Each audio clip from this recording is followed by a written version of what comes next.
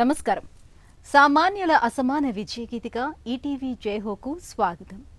పేదరికం మీద ఉత్తరాదిన ఓ ఇల్లాలి దండయాత్ర, ఊరగాయ పచ్చళ్ల తయారీతో వ్యాపారంలో జైత్రయాత్ర సాగిస్తున్న వైనం. ఇక తన భాషా నైపుణ్యాలతో భవితకు బాట వేసుకున్న నిన్నటి విదేశీ వనిత ఓ తెలుగింటి కోడలుగా వచ్చారు. పర్యావరణ హిత వ్యాపారాలతో తన కళను పండించుకున్నారు. విభిన్న ప్రేరణా కథనాల జైహో మీకోసం.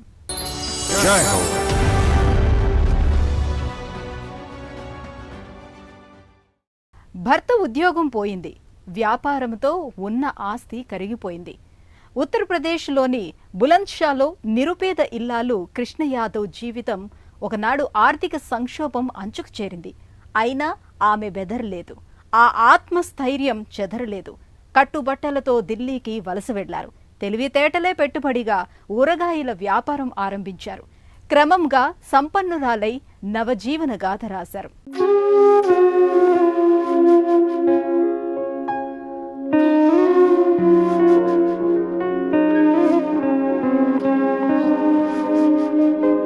కాయగూరలు అమ్మిన ఓ సామాన్య మహిళ కృష్ణ యాదవ్ నేడు వ్యాపార సామ్రాజ్యానికి మహారాణి. ఉత్తరాదిన రోడ్డుపక్క కూరగాయలు విక్రయించిన ఆమె సాహసాలను స్వాగతించి సవాళ్లకు జవాబు చెప్పారు. పరిస్థితులకు అనుగుణంగా తనని తాను తీర్చిదిద్దుకున్నారు, విజేతగా మారారు. కూరగాయలను వృధాగా పారవేయకుండా వాటితో ఊరగాయ పచ్చళ్లు చేసి సిరులు పండించుకుంటున్నారు. నిబద్ధత, అంకితభావంతో తన రాత తనే రాసుకొని వందలాది మహిళల జీవన రేఖగా మారారు.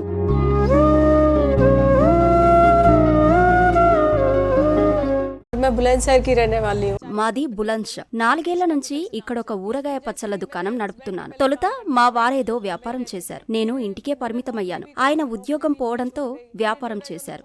ఓ ట్రక్కు, కారు కొని ట్రావెల్స్ బిజినెస్ లో దిగారు. అది బెడిసి కొట్టింది. ఆస్తి సర్వం కోల్పోయాం. ఉన్న కొంపాగోడను తెగ నమ్ముకున్నా. బతుకు వీధి పాలైంది.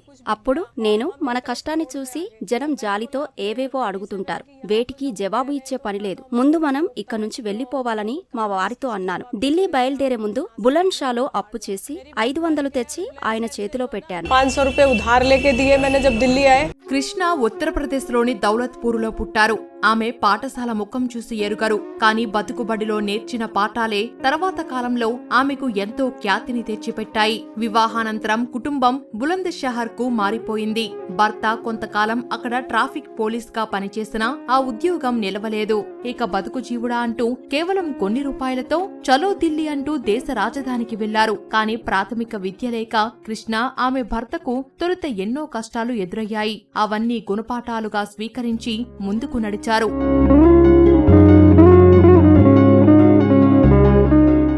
हम बुलंदशहर के रहने वाले हैं. बुलंदशहर में నేను గోవర్ధన్ సింగ్. స్వస్థలం బులంద్షా. ఏం మిగిలింది మాకు? ఉన్న కొద్దిపాటి భూమి అవసరాలకు సరిపోలేదు. అప్పుడు నా భార్య కృష్ణ ఓ ప్రతిపాదన నా ముందుంచింది. మనం మరో చోటికి వెళ్లిపోదాం, భూమిని కౌలుకు తీసుకుని కూరగాయలు పండిద్దాం, వచ్చిన ఆదాయంతో పిల్లల్ని చదివిద్దామంటూ నన్ను ఒప్పించింది. నేను అంగీకరించాను. 500 రూపాయలు అప్పు తీసుకుని ఢిల్లీ వెళ్లాం. కూరగాయలు పండించాం. తర్వాత క్యారేజ్, క్యాబేజీ, ముల్లంగి లాంటివి పండించాం. మేము జీవించటమే కాక మరికొందరికి పని కల్పించాం. గాజర్, గోబీ, మూలి, శల్గం ఏ చీజ్ ఉగాలి. తర్వాత కొంత పొలాన్ని పంటను చెరిసగం పంచుకునే పద్ధతిపై లీజు తీసుకున్నారు. అయితే మార్కెట్లో ధరల హెచ్చుతగ్గులు లాభాలను బాగా తగ్గించాయి. పంట కోతల తర్వాత మిగిలిపోయిన పంట ఉత్పత్తులకు మరింత విలువను జోడించవచ్చన్న ఓ టీవీ కథనం కృష్ణను ఆకట్టుకుంది. ఆ ప్రేరణతో బతుకు మార్చుకోవాలని కృష్ణ నిశ్చయించారు. दूरदर्शन का एक प्रोग्राम आता था किसान भाइयों के लिए. ఓ రోజు టీవీలో పండ్లు కూరగాయల శుద్ధి కార్యక్రమం వచ్చింది. అది నా భార్య కృష్ణకు స్ఫూర్తినిచ్చింది. తన అమ్మమ్మ పెట్టే క్యారెట్ ఊరగాయను జ్ఞాపకం చేసుకుంది. ఒట్టి క్యారెట్, క్యాలీఫ్లవర్ పంటలతో లాభం లేదనిపించి ఢిల్లీలో నజాఫ్గఢ్ కృషి విజ్ఞాన కేంద్రాన్ని సంప్రదించాం. కేంద్ర డైరెక్టరు మా వ్యవసాయ క్షేత్రాన్ని చూశారు. క్యారెట్, క్యాలీఫ్లవర్, ఉసిరికాయలతో ఊరగాయ పచ్చల తయారీని నేర్పారు. నేను ఓ సైకిల్ పై 5 కిలోగ్రాముల ఊరగాయ పెట్టెలు పెట్టి నజాఫ్గఢ్ మార్కెట్ లో ఓ పచ్చల దుకాణానికి వెళ్లాను. लेके गए अचारों की दुकान पे.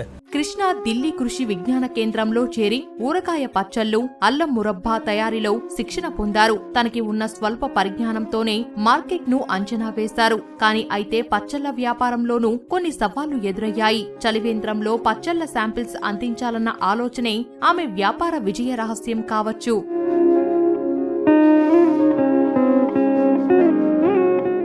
बाजार में जाके पता करो, इन्होंने एक दो जगह पता करा, भाई अचार ऐसे से आप हमारा अचार रख लोगे, बेकोगे। మార్కెట్లో దుకాణదారులు ప్యాకింగ్ చేయని మా ఊరగాయ పచ్చళ్లను తిరస్కరించారు. ఈ వ్యాపారం కూడా విఫలమవుతోందని ఆయన నిరాశగా నాతో అన్నారు. అప్పుడు నేను రంగంలోకి దిగాను.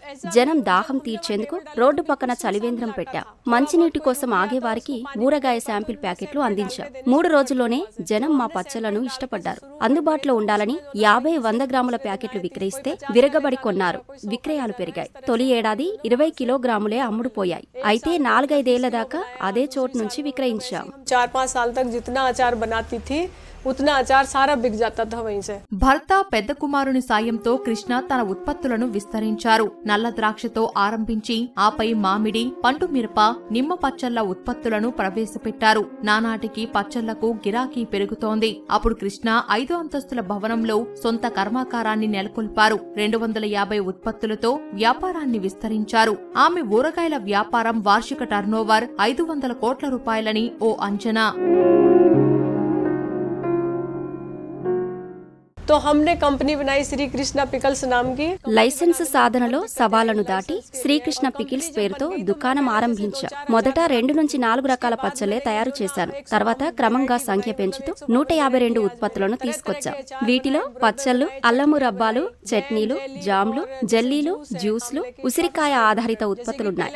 ముందు మా ఇంట్లో నేనొక్కదాన్నే ఈ పని చేశాను. తర్వాత మా వారు, పిల్లలు పూర్తిగా సహకరించారు. ఆయన మార్కెటింగ్ చూశారు.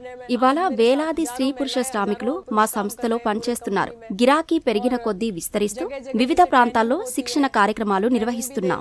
జగह जगह जैसे ट्रेनिंग होती है। టీవీల్లో తలుక్కున మెరవాలని, కనీసం ఒక్కసారైనా కనపడాలని ఆమెకు చిన్నప్పుడు కలలుండేవి. కాని తర్వాత కాలంలో వ్యాపార విజేతగా ప్రపంచమే ఆమెను గుర్తించింది. వరించిన అనేక పురస్కారాలే ఇందుకు నిదర్శనం. కృషి పండితులు ఆచార్య ఎన్జీ రంగా ఫార్మర్ అవార్డు, అత్యుత్తమ నారీ పురస్కారం లభించాయి. సంకల్పముంటే ఏదైనా సాధించవచ్చని ఆమె నిరూపించారు. సామాన్య కూరగాయల వ్యాపారి వ్యాపారవేత్తగా ఎదిగిన క్రమం నిండు స్ఫూర్తిదాయకం.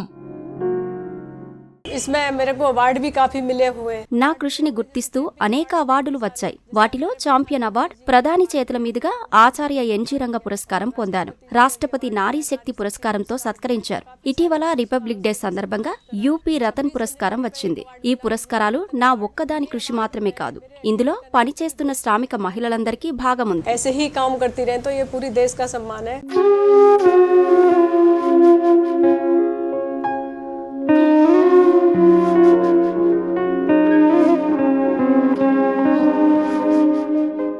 ఆ ప్రేమ కథకు 25 ఏళ్లు.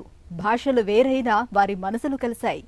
చాట్ రూమ్ మాటలతో చిగురించిన ప్రేమ పరిణయంగా మారి కొత్త జీవితానికి శుభారంభమైంది. వ్యాపారవేత్త ప్రదీప్ మోచర్లాను పెళ్లాడి తెలుగింటి కోడలయ్యారు. పారిశుద్ధ్య రంగానికి కొత్త రూపురేఖలు అద్ది పర్యావరణ హిత వ్యాపారవేత్తగా మారారు. ఆ విజేత నిన్నటి ఫిన్లాండ్ వనిత, నేటి భారతీయ మహిళ రైతా మోచర్లా.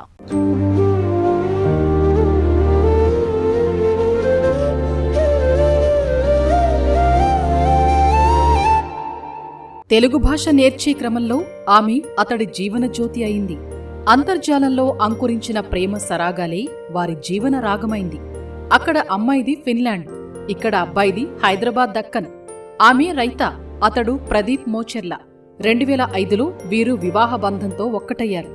7 భాషలు నేర్చిన నాటి విదేశీ వనిత నేడు భారతీయ మహిళగా అనేక రంగాల్లో రాణిస్తూ రైతా ఓ గెలుపు పాఠమయ్యారు. నేను ఫిన్లాండ్లో పుట్టి పెరిగాను. నేను అక్కడ బ్యాచిలర్స్ ఇన్ బిజినెస్ మేనేజ్మెంట్ చదువుకున్నాను and masters in south Asian studies. నాకు 14 సంవత్సరాలు ఉన్నప్పుడు నేను ఫిన్లాండ్లో స్కూల్ వెళ్తున్నాను. అక్కడ మేము ఇంగ్లీష్ ఫారెన్ లాంగ్వేజ్ లాగా చదువుకుంటాము. నేను ఒక రోజు ఆ యాహూ చాట్ అన్న దాంట్లోకి వెళ్ళాను. 1997లో అయితే యాహూ చాట్ ఓన్లీ టైపింగ్ ఉండేది. నేను అప్పుడప్పుడు చాటింగ్ చేసేదాన్ని. ఒక రోజు ఇలా మనిషితో చాటింగ్ చేస్తే చాలా వేరే అనిపించారు. అంటే ఎవరిలో డెప్త్ ఉంటుందో, ఎవరిలో ఏముంటుందో కొంచెం ఐడియా వచ్చింది నాకు. సో ఈ మనిషి చాలా స్పెషల్ అని అనిపించింది. సో అలా ఆ మనిషి ఇప్పుడు నా హస్బెండ్ అయిపోయారు, ప్రదీప్. భారతీయ సంస్కృతిని ప్రేమించిన రైతా తీయని తెలుగు భాషను ధారాళంగా మాట్లాడసాగారు. ఇక్కడి ఆచార వ్యవహారాల్ని అనుసరించడంతో భర్త ప్రదీప్తో ఆమె అనుబంధం మరింత బలపడింది. చుట్టూ ఉన్న సమాజంలో బంధాలు పటిష్టమయ్యాయి. రైతా హైదరాబాద్లో కొన్ని చిన్న మధ్యతరహా పరిశ్రమల సహ యజమాని అయ్యారు. ఆమె యూకేలోని రాబర్ట్ గోర్డాన్ విశ్వవిద్యాలయం నుంచి బిజినెస్ మేనేజ్మెంట్లో డిగ్రీ చేశారు. తర్వాత హెల్సింకి విశ్వవిద్యాలయం నుంచి దక్షిణాసియా అధ్యయనాలలో ఎంఏ పూర్తయింది. తొలిసారి తెలుగు భాషను విన్నంతనే నేర్చుకోవాలని భావించారు. యూనివర్సిటీలో 2 పుస్తకాలు ఆమెకు లభ్యమయ్యాయి. రైతాకు Finnish, English, Telugu, Hindi, Russian, German, Swedish భాషల్లో ప్రావీణ్యం ఉంది. భాషా నైపుణ్యాలతో వ్యాపార బంధాలను సుస్థిరం చేసుకున్నారు. మా ఆయన ఒక చిన్న పుస్తకం తెచ్చారు అని దాంట్లో కూడా ఇన్ డెప్త్ మెటీరియల్ లేదు. ఆ తర్వాత నాకు లక్కీగా ఫిన్లాండ్లో ఉన్న ఒక తెలుగు పుస్తకం దొరికింది. హెల్సింకిలో యూనివర్సిటీలో సౌత్ ఏషియన్ స్టడీస్ అని డిపార్ట్మెంట్ ఉండేది. అక్కడ నేను ఆ ప్రొఫెసర్ని అడిగితే ఆయన చెప్పారు, నాకు ఒక పుస్తకం వచ్చింది, ఇలా గ్రామర్ బుక్ ఉంది, ఒక ఎక్సర్సైజ్ బుక్ ఉంది, నీకు కావాలంటే ఆ పుస్తకాలు తీసుకుని నువ్వు నేర్చుకోవచ్చు. సో అలా నాకు చాలా లక్కీగా ఆ 2 బుక్లు దొరికాయి. అవి చదివి నేను గ్రామర్ అంతా నేర్చుకున్నాను. మళ్ళీ ఇక్కడికి షిఫ్ట్ అయిపోయిన తర్వాత అందరితో మాట్లాడుతూ ఇంకా నేర్చుకున్నాను. మొత్తం ఒక 7 భాషలు వచ్చు. రైతా, ప్రదీప్ దంపతులు యూకే నుంచి 2009లో భారత్కు వచ్చేశారు. హైదరాబాద్ శివార్లలోని గిర్మాపూర్లో స్థిరపడ్డారు. అక్కడ 15 ఎకరాల భూమిని ఆహార ఉద్యానవనంగా మార్చి గోవర్ధన్ ఫార్మ్ అనే పేరు పెట్టారు. మేము ఇక్కడ చేసే వ్యవసాయం అంతా మా ఆయన మొదలు పెట్టారు. ఇప్పుడు మనం బయట కొనే కాయగూరలు కానీ బియ్యం కానీ కెమికల్స్ వేసారో మనకి తెలియదు. మనం అలాంటి ఆహారం తింటే మనకి హెల్త్ కూడా ఎఫెక్ట్ అయిపోతుందని అనుకున్నారు. సో అందుకు మన పొలంలో మనకి కూరగాయలు, వరి అన్ని పండించుకుంటే ఆహారం బాగుంది, ఆరోగ్యానికి ఏం హానికరమైన పదార్థాలు లేవని వ్యవసాయం చేయాలని డిసైడ్ చేశారు. ఇప్పుడు మా ఓన్ బ్రౌన్ రైస్ ఉంది, కాయగూరలు కూడా కొన్ని ఉంటాయి. రైతా స్థిరమైన పర్యావరణహిత జీవన శైలిని అనుసరించారు. వ్యక్తిగత జీవితానికి ఈ నిబద్ధత విస్తరించింది. గిర్మాపూర్లో రైతా దంపతులు ఉక్కు, కాంక్రీటు లేకుండా అచ్చంగా చెక్క, టెర్రకోటా టైల్స్, మట్టి ఇటుకలు తదితర వస్తువులతో సంప్రదాయబద్ధమైన ఇల్లు నిర్మించుకున్నారు. నాకు మా ఆయనకు పరిచయం అయినప్పటి నుంచి ఇలా ఈకో ఫ్రెండ్లీగా ఉండాలని మా ఇద్దరికి కోరిక ఉండేది. అందుకు మేము ఈకో ఫ్రెండ్లీ ఇల్లు కూడా కట్టుకున్నాం. మెటీరియల్ అంతా ఇటుకలు, రాళ్ళు, ఇవన్నీ మా ఇంటి దగ్గర దొరికే ఇటుకలు, రాళ్ళు వాడాము. బండలు తండూర్ స్టోన్ వాడాము. ఏది కూడా దూరం నుంచి తెప్పించుకోలేదు. అండ్ ఇంకా ఇంటి డిజైన్ లో చాలా ఫీచర్స్ ఉన్నాయి. అంటే ఈ గోడలు చాలా లావుగా ఉన్నాయి. ఆ గోడలోనే చలి ఉండిపోతుంది. ఇక్కడ ఏసీలు వాడే అవసరం లేదు. ఇంకా ఇక్కడ రూమ్ హైట్ ని చూస్తే అది కూడా చాలా హైగా ఉంది. దాని వల్ల ఏమో ఈ వేడి గాలి అంతా పైకి వెళ్తుంది, పైనుంచి బయటికి వెళ్తుంది. సంప్రదాయబద్ధమైన ఇల్లు నిర్మించటమే కాదు, ఆ ఇంటికి స్వీడన్ సాంకేతికతతో మురుగునీటి శుద్ధి వ్యవస్థను ఏర్పాటు చేశారు. మన దేశ పరిస్థితులకు అనుగుణంగా రూపొందించారు. ఇంటి బయట ఒక షెడ్డులో ఆక్వాట్రాన్ యంత్రాన్ని ఏర్పాటు చేశారు. ఈ సాంకేతిక ఆవిష్కారం మనిషి వ్యర్థాల నుంచి ఉత్పత్తి అయ్యే ప్రమాదకర ఉద్గారాన్ని వేరు చేస్తుంది. రైతా, ప్రదీప్లు 6 నెలలు శోధించి ఈ వ్యవస్థను నెలకొల్పారు. 2012లో తమ ఇంటిలో ఏర్పాటు చేసుకున్నారు. మావి ఒక 2 మెయిన్ ప్లాన్స్ ఉన్నాయి. ఒకటేమో ఇప్పుడు చేసే బిజినెస్ ఉంది, అంటే ఈ మురికి నీళ్ళ ప్యూరిఫికేషన్ బిజినెస్. అది ఇంకా పెరగాలని ప్లాన్ చేస్తున్నాము. ప్రస్తుతం కేరళ నుంచి లదాఖ్ వరకు మా ఇన్స్టలేషన్స్ ఉన్నాయి. ఇంకా చాలా లొకేషన్స్ లో ఈ మురికి నీళ్ళ ప్యూరిఫికేషన్స్ చేయాలి. ఆమె చేపట్టిన తాజా ప్రాజెక్టుల్లో లాప్సెట్ పార్క్ ఒకటి. హైదరాబాద్లో 2 ఎకరాల విస్తీర్ణంలో ఏర్పాటవుతోంది. అచ్చంగా కుటుంబ సభ్యుల వినోద, వికాస ప్రయోజనాల కోసం ఉద్దేశించిన ప్రాజెక్టు. చిన్నారులు ప్రతి నిమిషం మొబైల్ ఫోన్లకు అతుక్కొని పోతున్నారు. ఈ జాడ్యం నుంచి వారిని తప్పించటమే ఈ పార్కు ఏర్పాటు ప్రధాన ఉద్దేశం. భారతీయ పౌరాణిక ఇతివృత్తాల స్ఫూర్తితో వారిని శారీరక శ్రమ కలిగించే వ్యాయామాల్ని రూపొందించారు. ఇక్కడ పూర్తిగా ఫిన్లాండ్ సాంకేతిక పరిజ్ఞానంతో తయారయ్యే పరికరాల్ని నెలకొల్పుతున్నారు. పిల్లల నుంచి పెద్దల దాకా అందరినీ అలరించే ఉద్యానవనం ఇది. ఇంకొక బిజినెస్ ఏమిటంటే అది ఇప్పుడు కొత్తగా మొదలు పెట్టాము, ప్లే పార్క్స్. ఈ రోజుల్లో పిల్లలందరూ ఈ మొబైల్ ఫోన్స్ మీద, స్క్రీన్స్ మీద అతుక్కుని ఉంటారు. అని అలా కాకుండా మంచి ఇన్స్పిరేషనల్ ప్లే గ్రౌండ్స్ తయారు చేయాలని మేము ఒక ఫిన్లాండ్ కంపెనీతో ప్లాన్ చేస్తున్నాము. రైతా విజయవంతమైన వ్యాపారవేత్తగా మారిపోయారు. తను వేగంగా అభివృద్ధి చెందుతోన్న స్థిరమైన మురుగునీటి శుద్ధి సంస్థను స్థాపించారు. స్వచ్ఛ భారత్ విభాగంలో ప్రత్యేక మొదటి బహుమతి సాధించటం విశేషం. మాకు ఈ సూయిట్స్ ట్రీట్మెంట్ టెక్నాలజీ గురించి ఒక గవర్నమెంట్ అవార్డు వచ్చింది. అది 2017లో మన ministry of drinking water and sanitation వాళ్ళు ఒక కాంపిటీషన్ పెట్టారు. దాంట్లో ఇంకొక 300 మంది కూడా ఎంటర్ అయిపోయారు. మాకు ఫస్ట్ ప్రైజ్ వచ్చింది.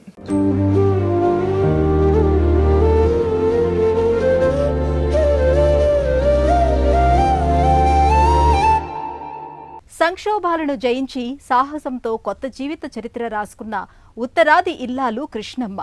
అనేక భాషలను నేర్చి కొత్త బంగారు లోకం సృష్టించుకున్న రైతామోచర్ల నవజీవన జ్యోతులు, నిత్య స్ఫూర్తిదాతలు. మరిన్ని కథనాలతో వచ్చే వారం జైహోలో మళ్లీ కలుద్దాం. నమస్కారం.